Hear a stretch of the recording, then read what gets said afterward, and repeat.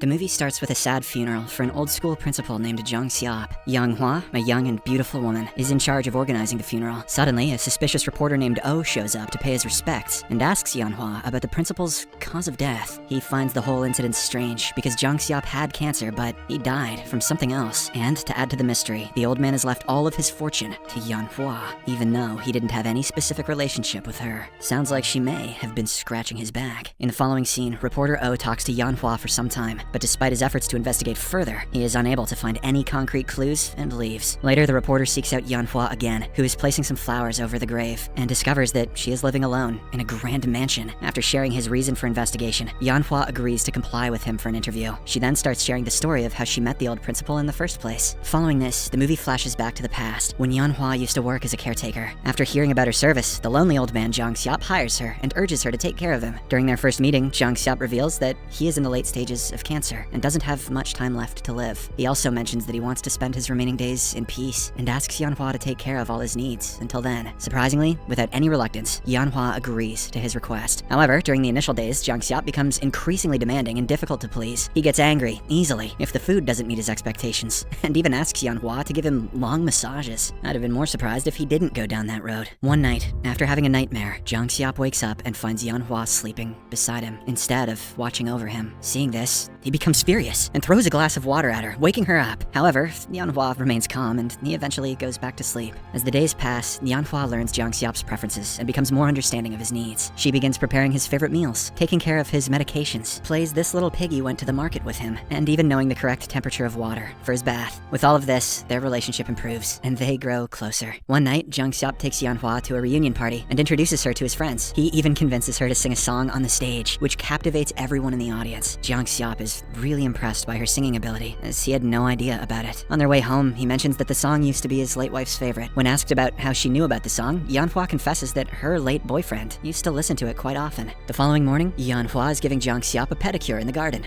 I was kidding about This Little Piggy, but here we go. As the two grow close, the old man opens up about his deceased son, mentioning that he was around Yang Hwa's age when he passed away in an unfortunate accident. He then inquires why she is caring for him instead of enjoying her youth elsewhere. In reply, Yang Hwa offers a vague response, stating that she is simply following her predetermined path of fate, which is to become really rich ASAP. The next day, Jung Seop experiences a painful episode due to his illness, causing him to scream in agony. He falls from the bed and crawls on the floor to get some water to drink. Sadly, even after drinking, he gets no relief. Hearing his screams, Yang Hwa rushes to his aid, but he dismisses her help and asks her to iron his suit instead. Once the pain subsides, Jung Seop comes out of the room and Yang Hwa hands him the suit. He then instructs her to go outside on her own and collect a photo from a studio. In the next scene, as requested, Yang Hwa steps out of the house and heads towards the photo studio. Little does she know that Jung Seop has a chilling plan to commit the unthinkable, which is why he sent her away. While Yang Hwa receives the photo at the studio and thinks about Jung Seop, a sudden realization strikes her. She understands his intentions and rushes back home, desperately hoping to prevent the tragic outcome. Luckily, she arrives in the nick of time and saves her employer. With tears streaming down her face, she then falls to her knees and pleads with Jung Seop to never do that again. In that very moment, the old man realizes that he now finally has someone to live for. As the days pass, their bond deepens, and Jung Seop begins to rediscover happiness. One day, as he is organizing photographs of his late wife and son, he opens up to Yang Hwa, confessing that everyone he has ever loved has left him. Now he is fearful of being abandoned once again. However,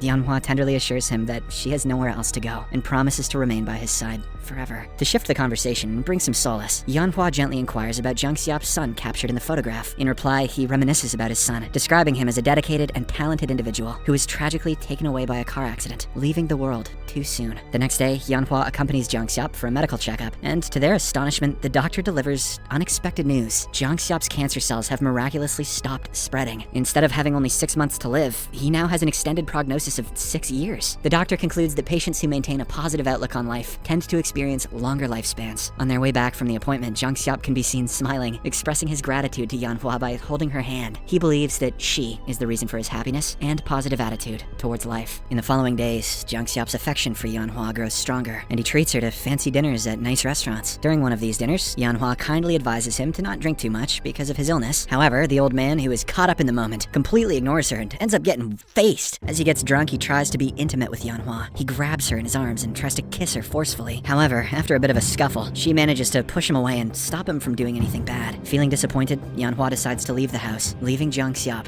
alone. The movie then switches back to the present, with reporter O leaving Yeonhwa's house. The following day, he carries out some investigation and discovers that before becoming a caretaker, she used to work as an escort. Desperate to uncover the truth, reporter O goes back to the mansion and interrogates Yeonhwa again. This time, he looks around the house and stumbles upon a photo of a man who seems familiar to him. He asks Yeonhwa about the guy, but she brushes off the question and invites him to stay for dinner. Later, during the meal, the reporter straightforwardly asks Yeonhwa if she has anything to do with the old man's death. In response, Yeonhwa doesn't give a clear answer, and instead pours reporter O some wine. She then shares more about her past with the old man. The movie once again flashes back in time, to the day when Yeonhwa rejected the old man's advances. Unfortunately, this sends him into a state of depression, because of which he starts treating her poorly again. To make matters worse, Jung-seop's health begins to decline. Despite his mean behavior, Yeonhwa continues to care for him, but this time she does so by wearing revealing clothes, and occasionally trying to seduce him. She massages him frequently and also puts his head on her lap. She also plays this little piggy with even more fervor. Back to the present, Yeonhwa suddenly interrupts her story and decides to share another important incident from her past with the reporter. She tells him about the night she met her ex-boyfriend for the first time at the nightclub where she used to work. While serving a group of men, she finds him quiet and shy, unlike other loud and energetic men there. Yeonhwa finds his demeanor appealing and starts to take an interest in him. Later that night, she gets a sudden headache and sits alone outside the club. Coincidentally, the same guy from before notices her discomfort. He comes close to her and offers her some medicine to help her feel better. With his behavior, Yeonhwa finds him very humble and sweet. She cannot help but laugh and call him adorable. Later, the guy proposes to her to have dinner, and they end up going out for a meal together. From here, their relationship starts and grows with every other meeting. Back in the present, reporter O finds himself spending the night at Yeonhwa's house after drinking too much wine. When he wakes up, he hears Yeonhwa crying in the shower. Curious and concerned, he approaches her, and she opens up about some dark experiences from her past. She insists that she is innocent and did not murder the old man. The reporter feels bad for her and tries consoling her, but one thing leads to another, and they end up getting intimate. Surprisingly, the following morning, reporter O wakes up to find Yeonhwa gone. While searching for her around the house, he comes across an old news article that reveals the truth about Yeonhwa's boyfriend. He goes through it and discovers that her boyfriend was actually the son of the old man, Jung-seop. The article also reveals that her boyfriend didn't die in a car accident, but committed the unthinkable, frustrated by a traumatic event. Confused by what he just read, the reporter decides to delve deeper into the investigation. He uncovers the shocking fact that Yeonhwa had been making potions,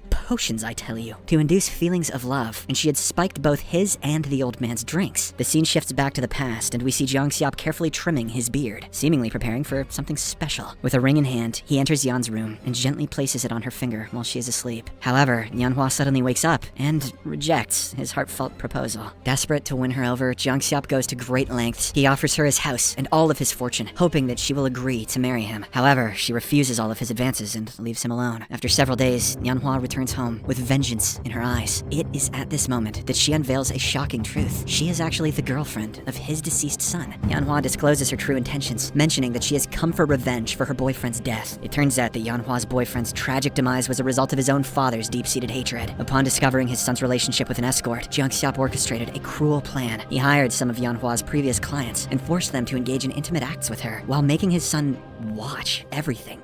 I could have sworn this was a love story. This inflicted painful scars on them both. In particular, the boyfriend was so deeply affected that he jumped in front of a moving car and ended it all. Upon learning the devastating truth, Jung-seop collapses to the ground in utter shock. Meanwhile, Yeonhwa retreats to her room, seemingly happy at what she has done. The next day, Jung-seop requests a shower from Yeonhwa. Afterwards, while she is in another room, he commits the unthinkable, leaving her alone with his wealth and fortune. Following this, Yeonhwa is at a train station, contemplating on ending it herself. However, when she tries to jump into the oncoming train, completing the cycle of unbelievably depressing shit, she is unexpectedly saved by the spirits of Jung-seop and her deceased boyfriend. They appear as ethereal beings, offering her solace and guidance. Jung-seop's spirit assures Yeonhwa that he harbors no grudges against her and encourages her to live the remainder of her life to the fullest, using the property he had left for her. The movie ends with the beautiful scene of Jung-seop and her boyfriend's spirits bidding farewell to Yeonhwa as they board a train. They wave at her, signifying their support as she embarks on a new chapter, carrying their memories with her, but not all that dark shit from the last 10 minutes. Subscribe for more videos like this, turn on notifications, and leave a like to help the channel out.